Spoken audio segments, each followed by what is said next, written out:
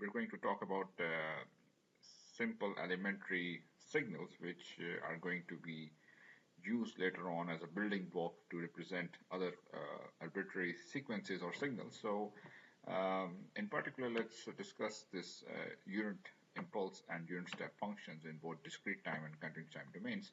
Now, delta n happens to be the most elementary, or call it unit sample or unit sample sequence, because it does just have one sample. Okay, and in this depiction, in this figure, you can see that delta n is existing only for n equal to 0. So for when n is equal to 0, it has a non-zero value, that is unity. Okay, otherwise it's simply 0. Okay? For n not equal to 0, you can see all the samples are exactly 0. So you don't have any other non-zero value. Okay, and so interchangeably, we are going to refer delta n interchangeably as the unit impulse or the unit sample sequence. Okay, so this is the simplest discrete time signal, unit impulse or unit sample, and it's defined as such. Okay, so this is the definition, this is the graphical representation.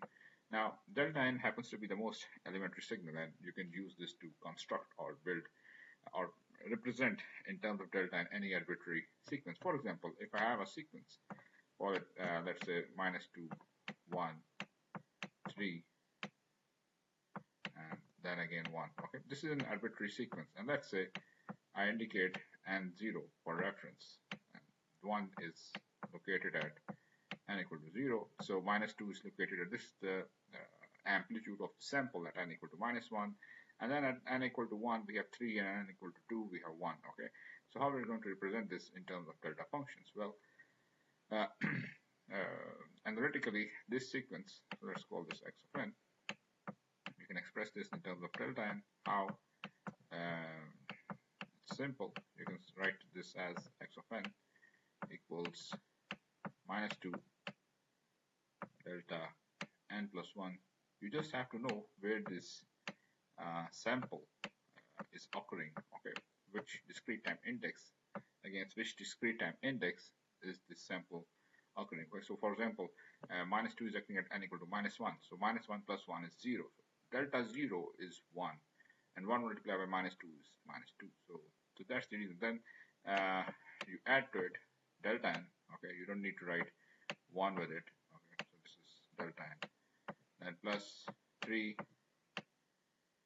delta n minus 1. So it's simply delayed, or let's say a shifted unit sample sequence at n equal to 1 multiplied by 3. 3 is the height or the amplitude or the strength of the delta function at n equal to 1.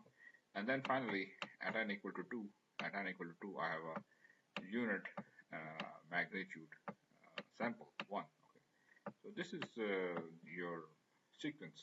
This is the entire sequence. So you see any sequence for this matter, you can express this in terms of delta functions. Okay, and for example, you know that what is x minus 1? You can see from here that x minus 1 is equal to -2, right? This is just one sample. This is just one sample at n equal to -1. Okay, so this is at n equal to -1. Now, what happens is that if you substitute in this expression and -1, see what happens. So x minus 1 is going to yield if you put this over here, this is -2, this becomes -2, delta of 0. Then all the other delta functions will have non-zero arguments in the delta functions. For example, this one will be, second one will be delta of -1, then third one will be identically equal to 3, not identically equal, but it will be a non-zero argument as well. So this is delta -2, then plus delta of the last sample will be -3. Okay, so -2 minus 1 is -3. Now you can see this from the definition of delta function. Delta n is only non-zero at n equal to 0. Okay, that's the definition. Otherwise, it's 0 for n not equal to 0. So this is only this value of delta function at n equal to 0 is 1.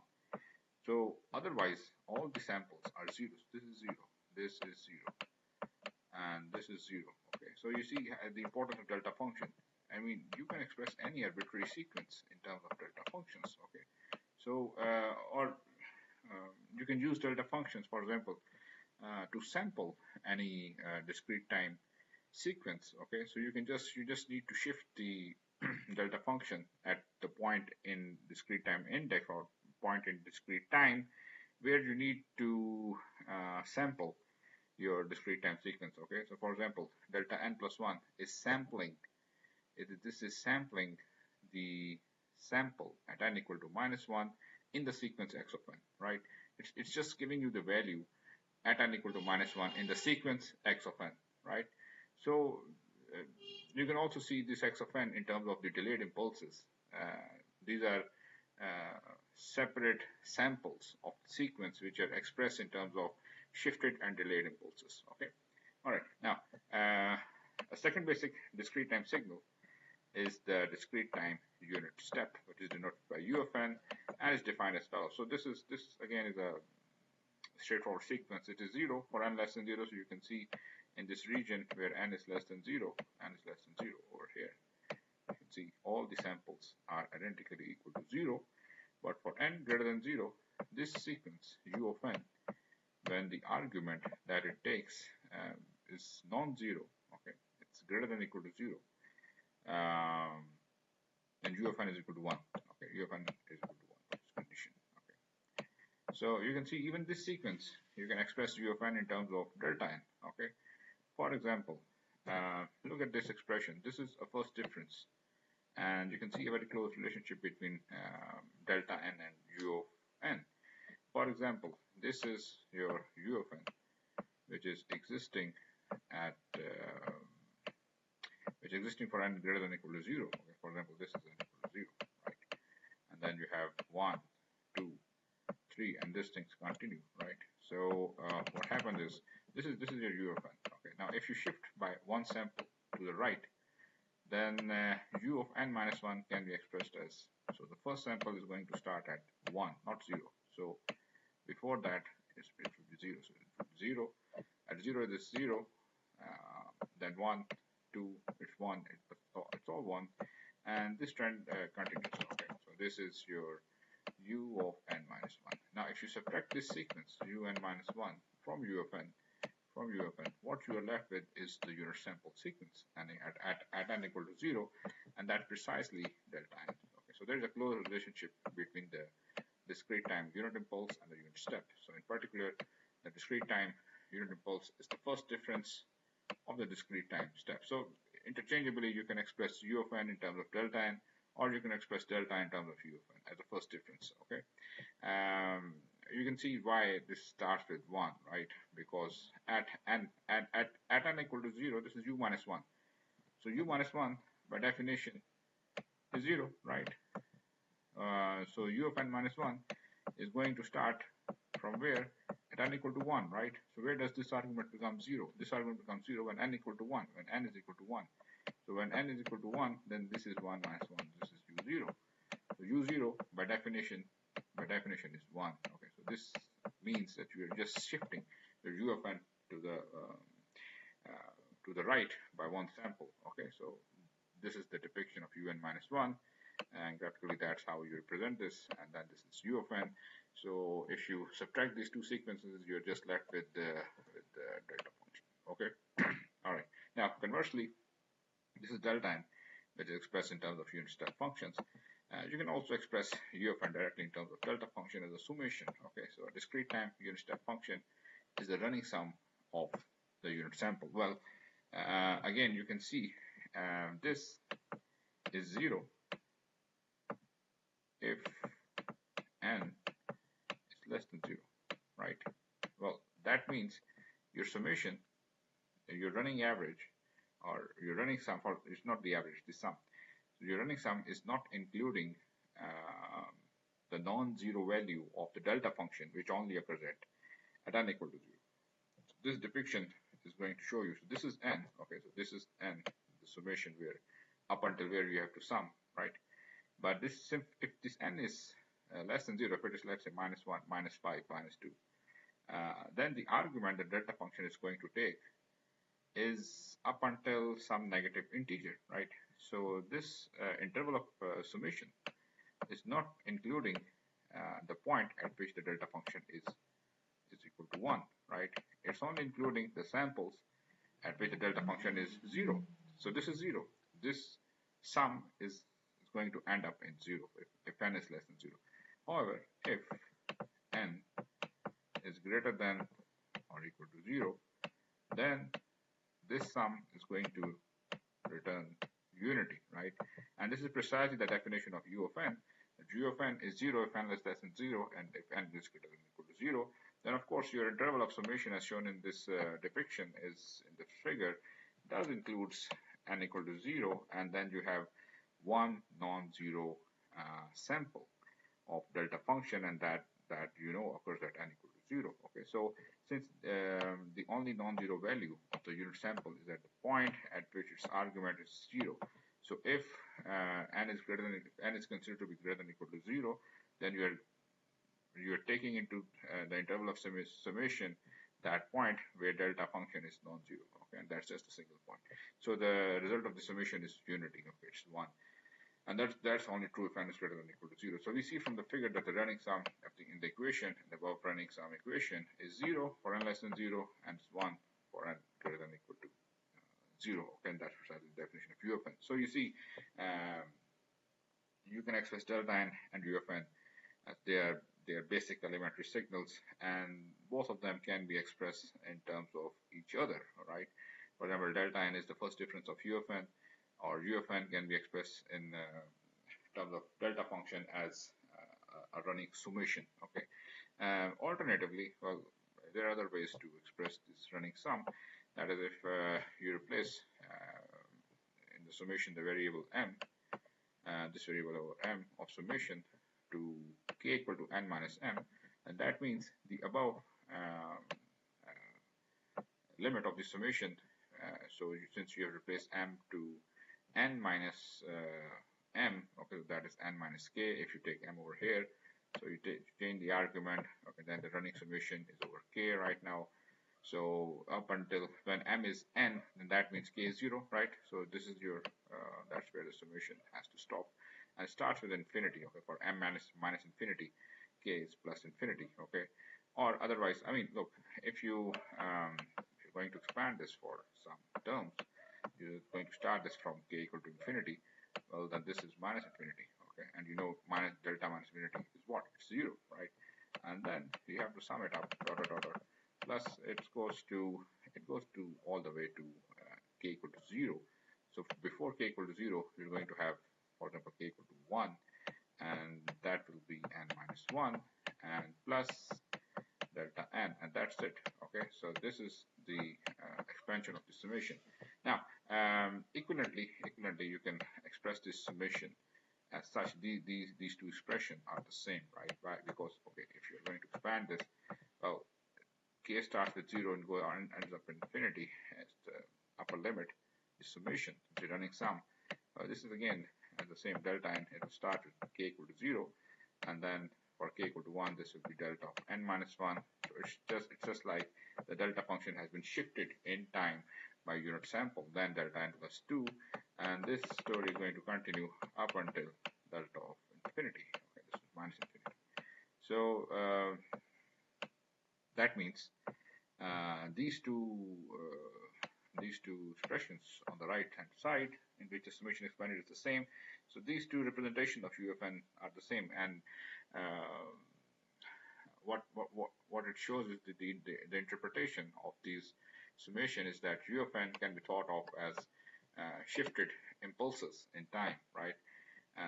So you see the interpretation of the above equation is the superposition of the delayed impulses. Okay, so it just consists of the delayed impulses, and if you superimpose all the delay impulses starting with n equal to 0, okay, so you start a delay from n equal to 0, and then the next delay is at n equal to 1, and this continues up until infinity. So because U of n is an infinite length sequence, that represents those all superposition of those shifted impulses, they represent unit step function. Okay, so that is, we can view the equation as the sum of unit impulse delta n at n equal to 0, a unit sample at delta n minus 1, that is at n equal to 1, and then at n equal to 2, and so on. Okay, so you see, graphically even you can interpret this situation very conveniently. So for example, this is your u of n, and if I may express this over a discrete time index n, well, this trend continues. For example, this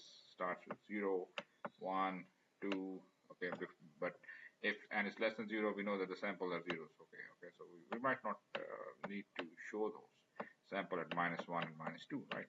So this is your u of n, okay, and for n greater than or equal to 0, this is 1. This is u of n, right? Now you can visually see that this first sample is what? This is delta n, right? So u of n, the first sample of u of n is delta n. Then plus the second sample is nothing greater than n equal to 1, so you can express this as delta n minus 1. The third sample occurs at so you have to add it up. It occurs at 2, so it can be viewed as the delta function which is shifted at n equal to 2, because at n equal to 2, this is going to make the argument equal to 0. So this is delta 0. Okay, so this thing continues, okay, up until delta n minus infinity or delta minus infinity. So this is again precisely the definition of u of n, which can be thought of as a superposition of all the delayed impulses, right? So the u of n and delta f n are discrete time impulse and unit step functions which are closely related. They can be expressed in terms of one another. Okay, you will see that in this course you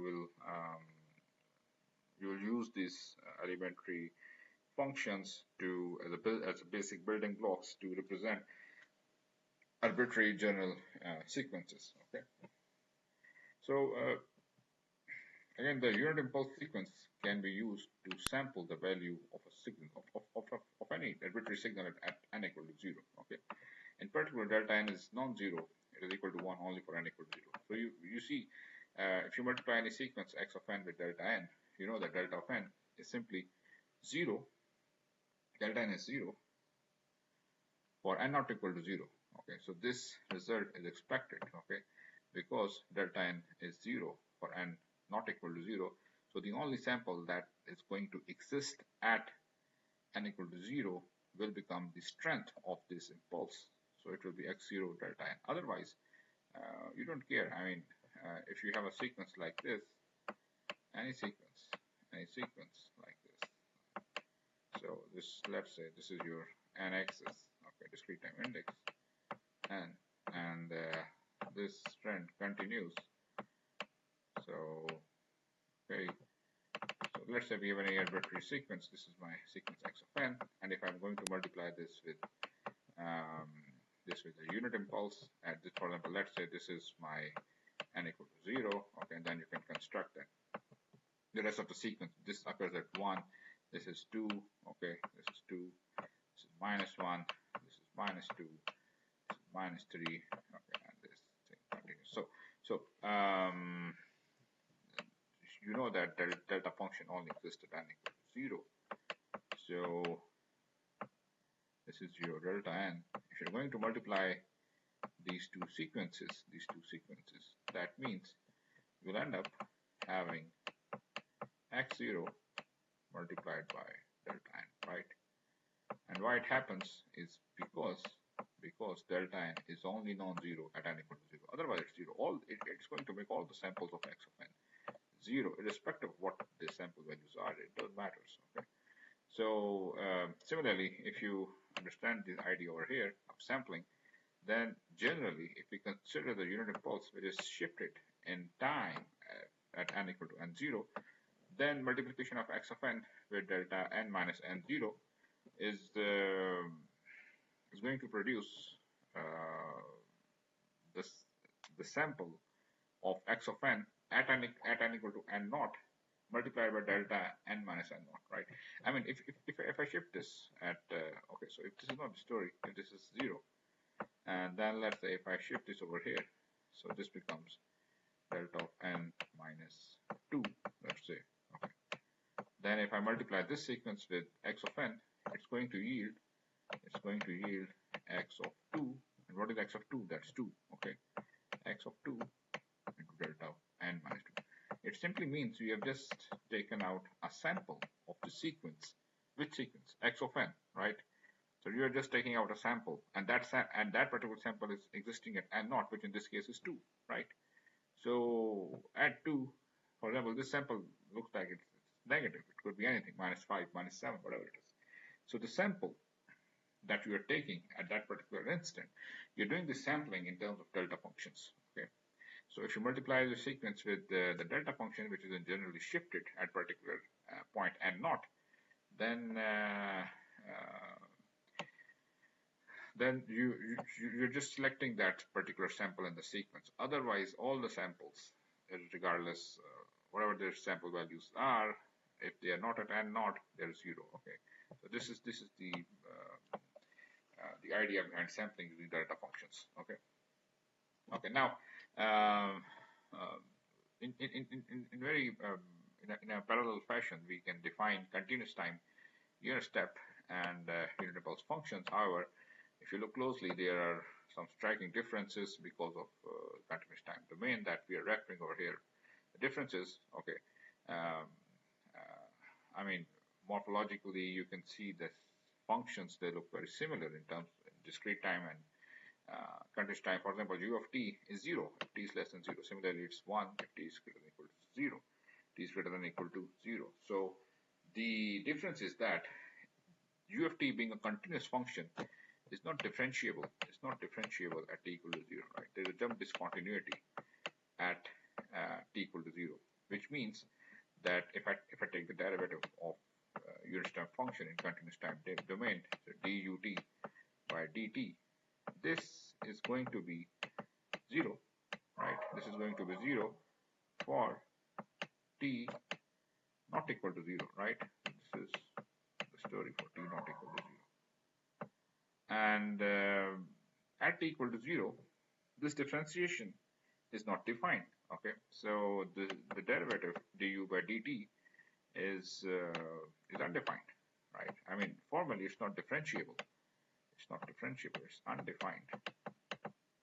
Undefined at t equal to 0, right?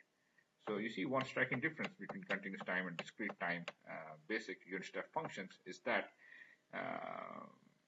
in continuous time there's a jump discontinuity at t equal to 0 because it's continuous time. The discrete time is already discontinuous. I mean, it's already discrete. But for continuous time, it's not formally differentiable at t equal to 0. There's a abrupt discontinuity over there. And just like we defined ut in terms of,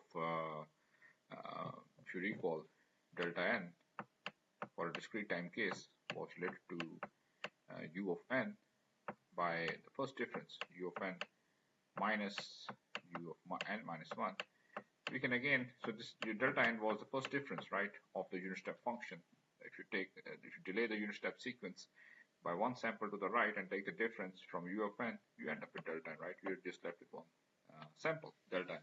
Over here, if you want to relate in the same analogy, you want to relate delta t to ut, then the differential of u of t is delta t. Okay, that means if I may write this as dut, so the differential, the first differential of ut is delta t, and you can see this, the delta t is no ordinary function. It's not defined. It's not defined in a way in any ordinary fashion. A function is defined because delta t is not defined. Delta t is undefined at t equal to 0. Otherwise, it's non-zero. Okay, so the first differential of ut in the same analogous manner, you can relate this to delta t, but you see, you cannot define this at t equal to 0. T equal to 0, there's a jump discontinuity. So, for example, if you have to express ut in terms of delta t, well, then this can be expressed as, you have to integrate both sides, right? So this becomes delta t, or if you change the integration variables to tau, delta tau d tau, and the integration limits will be from, let's say, minus infinity to t. And you can again see that this is equal to equal to 0 if t is less than 0, right? I mean, that's the definition of the unit step function. So if t is less than 0, the left hand side has to be 0. That means if on the integration interval, I mean on the integration limits, if t is less than 0, then you're not including the delta function, right? So it has to be 0. But this is equal to 1 if t is greater than or equal to 0, right? T is greater than or equal to 0. So that means since integration is the area under the function with regards to that integration variable, that is tau, so that means delta function is defined in terms of its weight or the area, okay, and the concentration of that area is at t equal to 0, okay, where it is undefined. So that means it is a pulse of a very short duration but infinite amplitude. But the area, in terms of area, delta t dt is 1, which means, okay, if I may write this as delta t dt, then this represents the area under the function, right? So if I take this area over a very small interval, let's say from 0 negative to 0 positive, I don't need to do this from minus infinity to plus infinity. Just as a limit, I'm considering this around 0, so I include t equal to 0, this is equal to 1. So that means delta function is defined in terms of its weight or the area. It's not defined in terms of its amplitude at t equal to 0. So that's the difference again between delta n and delta t, because delta n was 1, delta n was defined in terms of its amplitude because it was a unit sample sequence, right? Delta n was 1, okay, because it's a discrete time sequence. Delta n was 1 at n equal to 0, right? But delta t is not defined at t equal to 0, okay, and it's 0 otherwise. So okay, and not equal to 0. Similarly, this is, I mean, the analogy is very similar. When t is not equal to 0, delta t is 0. So if I write this as delta t, then this is also 0 for t not equal to 0. But at t equal to 0, you're going to define delta t, right, because of the discontinuity in g of t. So what you may do is you have to express this in terms of its weight. So that's how it's not an ordinary definition of delta t. So note that the unit step, because unit step is discontinuous at t equal to 0, right, over here. So the continuous unit step unit impulse function delta t is related to the unit step in a manner which is analogous to the relationship between the discrete time unit impulse and the step function. So we've seen that since delta n was related to u of n as the first difference, the first differential of ut and d by dt of ut is delta t, or if you want to express ut in terms of delta t, you have to integrate both sides, okay, and then you have to express then you must understand delta t in terms of its weight or the area instead of defining delta t at t equal to 0, okay, you're going to define that. So in particular, the continuous time unit step is the running integral of the unit impulse, okay, so it's the integral of unit impulse, just like you defined as such over here. Okay. So this also suggests a relationship between delta t and ut analogous to the expression of delta n, which is the first order difference. So instead of taking first order difference in continuous time, you need to take the first differential, okay, and this differential is not formally differentiable at t equal to 0. But however, at t not equal to 0, you can express delta t as 0. You know that this is 0, right? But at t equal to 0, it's not defined. So in particular, it follows from the above equation that the continuous time unit impulse can be thought of as the first derivative of the continuous time unit step, just like we had the first difference of u of n to express delta n, right? So in contrast to the discrete time case, there is some formal difficulty with this equation as representation of unit impulse function, since ut is discontinuous at t equal to 0, and consequently it's not formally differentiable. Okay, so in terms of the weight of delta t, the function is the unit impulse function is defined. Okay, unit impulse function means that the weight of the impulse is 1, the area of the impulse is 1, because integration operation simply represents the area under the function, okay, and that area is 1. So we can, however, try to interpret the above equation by considering an approximation to the unit step u delta t, okay. So This is illustrated in the figure below. Okay, there is no figure, but on the next slide, which rises from the value 0 to 1 in a short interval. So let's have a look at this figure. Now you see from 0 to delta, it's a very small duration. Okay, so what is u delta t? Well, if I allow delta to go to 0, so this is infinitesimally small interval, then in this limit u delta t is ut, right? So, but just to understand um, the relationship between u delta t and the delta function, you can see now if you see if you consider the rise of this function to be small, then that means you can differentiate the function, right? I mean, beyond delta and below 0, it's 0. Okay, you can see from here the differential is 0. The first differential is 0. But what happens between 0 and delta? You have a gradient, right? And that gradient is, you can see the height is 1, the interval is delta. So this is 1 by delta. Now you can see the area in this short interval, the area of this rectangle is 1, right? The area of rectangle is 1. So I can express this as delta t dt. If I have to integrate this from 0 to delta, then this is equal to 1, right? You can see the area is 1. So as a limit, you can then say that since unit step function is as delta approaches to 0, u delta t becomes ut. So if you allow delta goes to 0, then this function delta of delta t, you see in Greek symbol, this triangle and this delta function, I mean, they're pronounced the same. Okay, so this is also delta, this is also delta, but anyways, this is in subscript.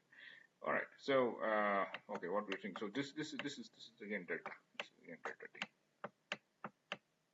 right? So that means the unit impulse in continuous time domain is of infinitesimally short duration, because delta is going to 0. Delta is approximately 0. So this impulse is concentrated at 0.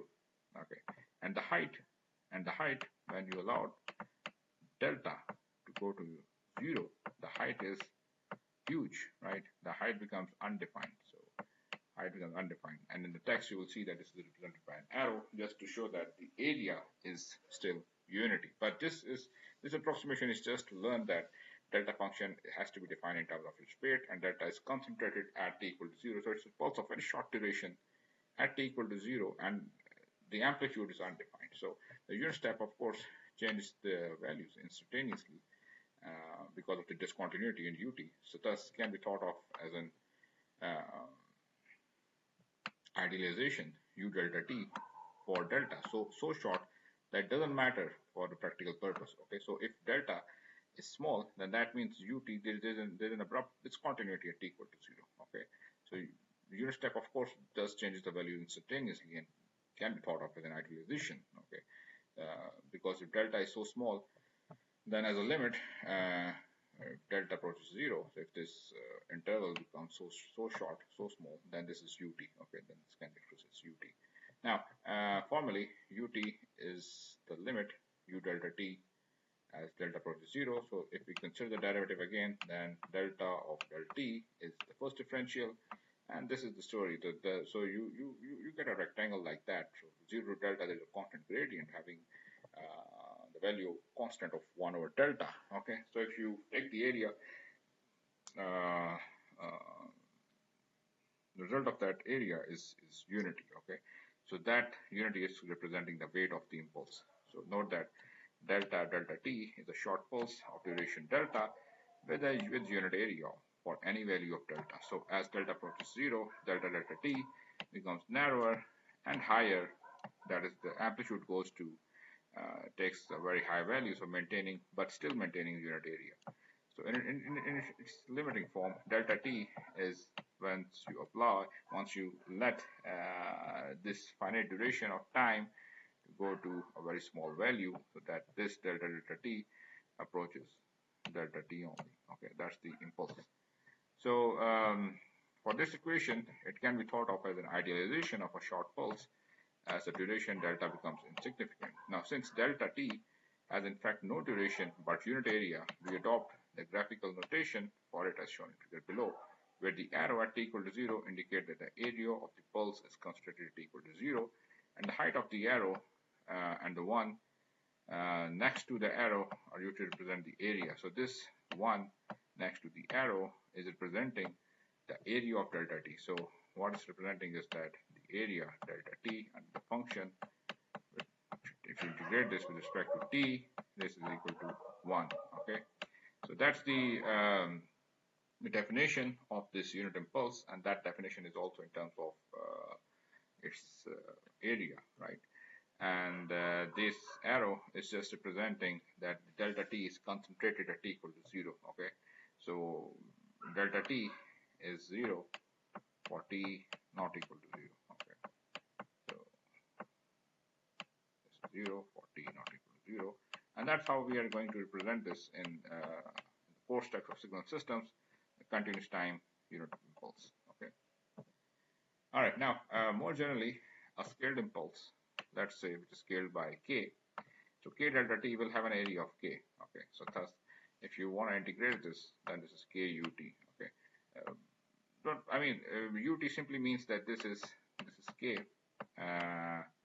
for t greater than or equal to 0, right? For t greater than or equal to 0. But if the area of integration, if the integration interval is not including t equal to 0, well then this is 0. Okay, this is 0 otherwise, or for t less than 0, right?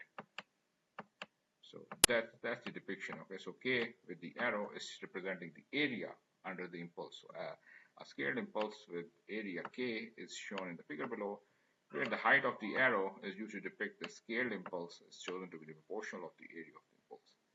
So again, you see the area k delta t. If you want to integrate this k delta t, and to make sure that you include from minus infinity to plus infinity, you want to include 0, right? dt, then this is nothing but this is equal to k. Okay, because you can take k outside of the integration, and delta t dt is 1, so that's k. Okay, if you put ut over here, it doesn't change the fact that the area is k, but ut is just there to ensure that this area is valid for t greater than or equal to 0. That's the definition of ut, right? Ut means, or if you skip ut, you can write this k for t greater than 0, or 0 for t less than 0. Okay, you don't need to write ut if you are expressing these conditions, but since these conditions are not there, so k ut is the equivalent statements, right? So the area is k, okay, if you include t equal to 0. As with the discrete time, we can provide a simple graphical interpretation of the running integral of the equation as shown below. So what do we have over here is, right, so you see, if we are not including this part A is showing the interval of integration for t less than 0. In part B, we have the interval which includes t equal to 0, right? So this is part A, this is part B. So since the area of the continuous time unit impulse is concentrated at tau equal to 0, we see that running integral is 0 for t less than 0, but it's 1 for t greater than 0, right? So that's precisely the definition of ut, and that's how we express ut in delta t. Okay, also you recall that delta t is nothing but the first differential of ut, because ut is discontinuous at t equal to 0, and delta t is only concentrated at t equal to 0, and is defined in terms of its fate. Okay, otherwise you can also go on and conversely you can write ut in terms of integration. Fine. So these are all equivalent statements. Okay, so we know that the relationship between the continuous time unit step impulse can be rewritten in a different form, which is analogous to the discrete time case now. So if you want to develop the analogy with the discrete time case, you just have to change the variables. For example, in this integration, if you change tau from sigma to sigma, that is t minus tau, so this t becomes 0 over here, okay, and then it becomes plus infinity. From minus infinity to plus infinity, and you can see over here that d sigma, if you take the derivative with respect to t, so for with respect to tau, then this is minus d tau. Okay, or you can change this d tau to minus d sigma. It's all the same, and over here tau needs to be replaced with t minus sigma. Okay, so so minus, you can take care of minus by simply changing the limits from 0 to infinity. So this again is ut. Okay, so it's just an analogous fashion. So because if you recall, u of n was expressed as in terms of delayed impulses, right? I mean, the analogy is this, that in the discrete time case, u of n, instead of integration, we have summation operation because we have discrete time sequence, and we express u of n in terms of delayed impulses. So there we had this n minus, let's say, n naught or k. Okay, we use k, right? So let's have k over here, and k was being varied from 0 to infinity. Okay, you can see the analogy between discrete time case and the continuous time case. So in continuous time case, you can have delayed impulses. Okay, and the integration interval is from 0 to infinity. Similarly, in discrete time case, you have u of n, which is again expressed in terms of delayed impulses, and k is varying from 0 to infinity. So the graphical interpretation of this form the relationship between ut and delta t as given on the figure on the left. So you can see the interval of integration if t is greater than 0. Okay, this is in part A. Sorry, if t is less than 0, then so ut is less than 0. So it's shown on the left of 0. In part B, t is greater than 0, so it is shown on the right of 0 over here. Okay, but again, these all the delta t minus sigmas are representing delayed impulses, right? So, for example, if t is less than 0, the interval of integration is not going to include t equal to 0, but interval of integration is going to include the delayed impulses and the point at t equal to 0. Okay, if you're going to consider this interval of integration, I mean, these interpretations can be understood, but it's just as a matter of drawing an analogy between the discrete time case and the continuous time case, just for academic purposes. Okay, otherwise there's no particular use of it. So since in the case of the area, delta t minus sigma is concentrated at a point sigma equal to t, because it's the delayed impulse, so it is concentrated at point t equal to sigma, we can see that the integral in above equation is 0 for t less than 0 and it's 1 for t greater than 0. Okay, so that's how ut is defined. It has to be, I mean, this has to be 0 for t less than 0, because that's how ut is defined. If t is less than 0, then you're not including this. For t is less than 0, then in the interval of integration, you have nothing to integrate, so the result is 0. Okay, but if you include 0, so for t less than 0, for t greater than 0, this is equal to 1, and that's precisely the definition of ut. Okay. All right, now, as with the discrete time impulse, the continuous time impulse has a very important sampling property. Now, let's have a look at the sampling property. So let us consider the product of an impulse with a more well-behaved continuous time function, delta xt. The interpretation of this quantity is most readily developed using the definition of delta t according to the equation below. We know that delta t, if the duration of the pulse is very short, it becomes delta t. So if we consider a sequence xt such that we multiply xt with delta t to construct x1t, then x1t will be 0 outside of the interval, which interval? Where the pulse duration occurs, right? Outside of t 0 to delta, right? So outside of t from 0 to delta, it's 0. Okay, so by construction, x1 is 0 outside the interval 0 to delta. Okay, because that's where this impulse is going to occur. You remember the delta t and delta t are equivalent if delta is allowed to go to 0. Okay, and the height was 1 over delta. This is my delta of delta t. That's my function. Okay, delta t. So for delta sufficiently small so that xt approximately is constant over the interval. So if delta is sufficiently small, then that means your pulse function is concentrated at t equal to 0. Okay, on the time axis. So that means you're just sampling whatever is the value of the signal at t equal to 0.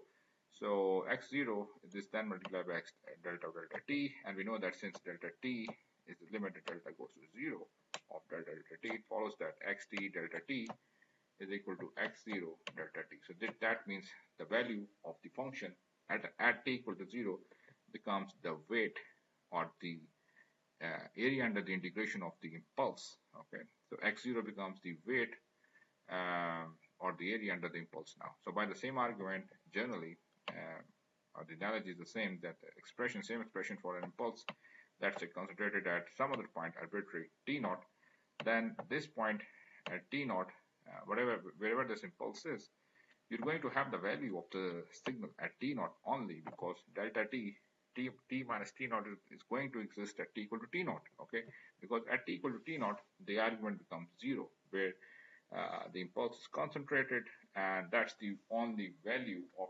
a point in time where delta exists. Okay, otherwise it doesn't exist. So other than t equal to t naught, this the xt delta t minus t naught is 0, right? So you only left with xt naught. So xt naught becomes the sample, or it also becomes the height, not the height, it becomes the area of the pulse located at t equal to t naught. Okay, so this figure is showing you what's going on. For example, if you're going to multiply any arbitrary continuous time signal xt with delta t, and then you understand, since we are this delta is a short pulse duration over which this pulse is occurring. So this part B is the enlarged version of part A, which is just highlighting this portion where in time where the pulse is occurring. So you are just going to have a sample at t equal to 0, because as a limit, if delta is very small, then delta t approaches to delta t, and x0 becomes the area of the under the pulse. Okay, since xt is multiple. So otherwise, you see, since delta t is 0, okay, other than t from 0 to delta, this function simply drops to 0. So you don't have any value. So this simply drops to 0. So you just have x of t is going to exist within this interval, which is shown over here. Otherwise, everything is 0. Okay, and if you allow delta to go to allow delta to become small, then this function becomes delta t, and delta t multiplied by xt simply means you are multiplying the point in time at t equal to 0. So this can be written as x0 delta t, okay, which means x0 is the new area under the pulse. Okay, so this part B is the enlarged view of the non-zero portion of their product, and part A is the graph of both. This is the product of both graphs are showing the product of xt and delta t. Okay, so that's all.